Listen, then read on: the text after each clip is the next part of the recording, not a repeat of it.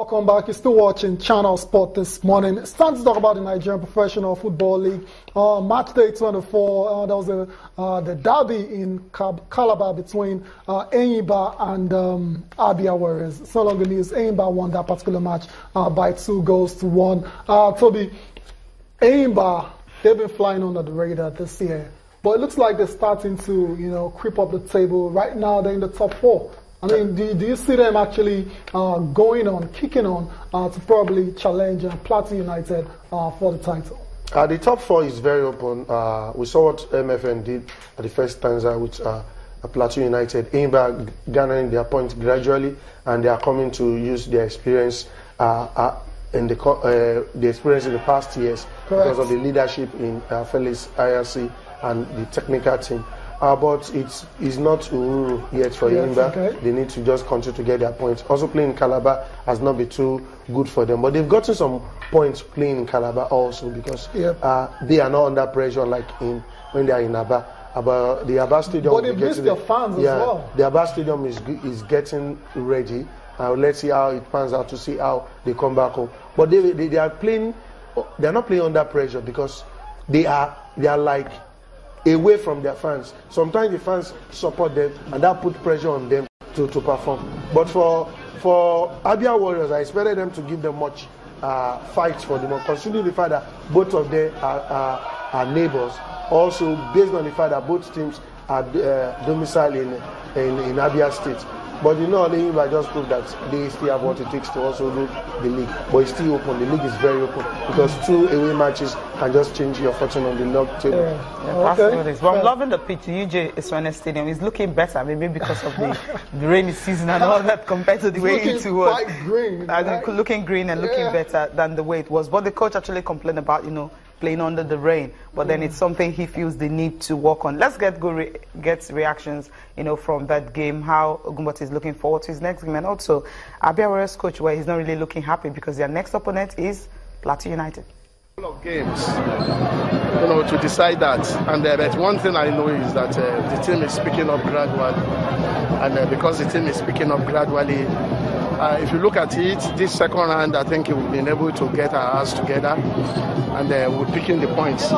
So, but all I know is at the end of the season, I know Enyimba would have finished at, in an appreciable position. We'll be playing Nasarawa. That's another tough game. At this stage of the tournament, every game one plays is a tough one. So we'll go there, we just pray we have a level playing ground to play. The important thing is that we never bargained, today that it was going to rain. And, but you can see we were able to manage it. All we needed is to score goals. We were playing direct game. Every ball we are playing straight to the goal. So in the rainbow, you don't need too many midfield games. So, but having said that, we've been training for it. We still need to train more for it. Yeah, now we really have to go back and work very hard to make sure we get our 3 points against Plateau United, against the league leader. We come here to try to see whether I can get something, but it ends this way. We just have to take it from here. Yeah, of course, yes, the pitch don't allow us to play our usual game, but we just have to learn how to play under any surface. Yeah, he actually needs to learn to play under any surface. That's what he's going to tell his boys, especially when they're facing the table toppers, talking about Plateau United. They are 12th on the table, not really looking good for them. Now, another team that is really, really looking very bad. Yeah. Very, very bad. I mean, talking about bad big league. Talking about Shooting Stars right now. I mean, they've been giving 3-match ultimatum. Like, you mean the coach, right? The coach, yeah. Fatai, I'm always under pressure. No doubt. It's just too pathetic because it's a shame that the management of Shooting Stars are putting the coaching crew under pressure when they've not provided the necessary facilities or the necessary remunerations for the players. The players are being owed salaries. They are playing with empty stomachs and they are complaining. So even if you tell Fatai Amawo to go today, like what happened with the Rangers, it will not stop the misfortune of the team. They need to pay the players.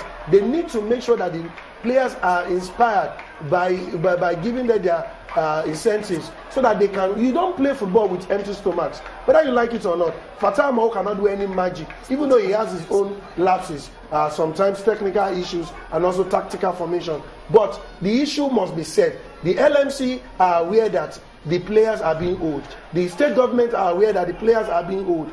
Even the management of the team knows that the players are hungry. Giving the coaching crew a 3-match ultimatum is not the solution. Okay. At the end of the day, we might see Shooting Stars being relegated if they are not careful. I use the word if they are not careful. Now, looking at the one we have on the screen here, talking about the game between Lobby Stars, ABS and Lobby Stars, ABS winning that one by a lone goal.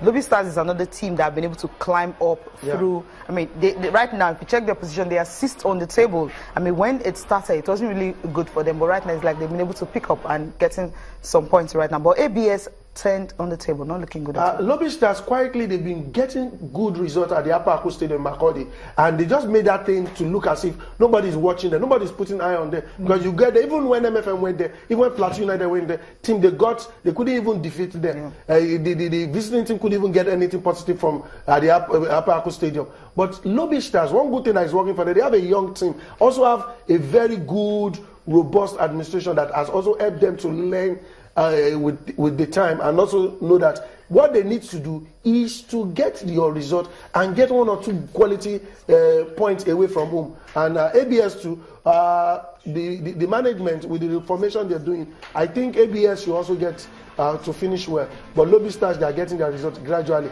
36 points is not bad for from Plateau United, who has 45. Yeah, not bad, like you said. Confirmation of the table again after match day 24. Plateau United, no issues at all. MFM, Eimba, FC, Ifeanyi. I think the real drama will be at the bottom end of the table. And another thing that is struggling is Sunshine Stars. You have to talk about that, Toby.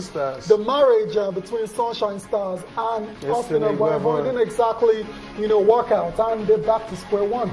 The issues are fundamental, and that's about structure. Okay. There's no management team for Sunshine Stars because they are being run by the Ondo Sports Agency. Well, so you can't say that is a management team. I mean, that's where it's just a committee. Okay. It's a committee. Even the committee, the state government came out to say it's a committee, that the committee have been given a mandate to put in structures for the running of the clubs, not only Sunshine Stars and the other teams. And so there are a lot of issues.